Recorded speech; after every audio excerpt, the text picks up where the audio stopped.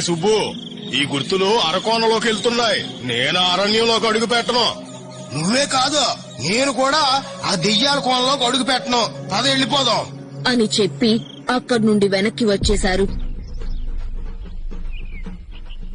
ఓహో, ఇందు మూలంగా 50 మందికి తెలియజేయడమేమనగా ఏదో అదృశ్య శక్తికి మన ఊర్లో ఇంకొక ఆడపిల్ల బలైపోయింది.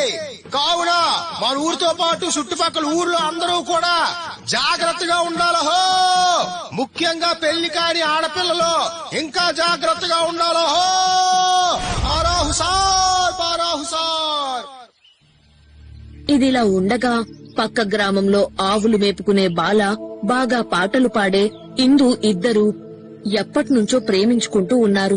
తన ప్రేమ విషయం ఇంట్లో చెప్పి పెద్దవాళ్ళని ఒప్పించి త్వరలో పెళ్లి చేసుకోవాలని ఇందు చెయ్యని ప్రయత్నమంటూ లేదు.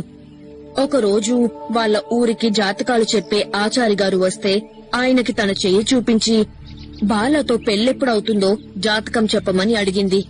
తన పుట్టినరోజు సమయం తెలుసుకుని తన చేతి రేఖలు బట్టి ఆచారి గారికి ఇందుకి జాతక దోషం ఉందని తెలిసింది.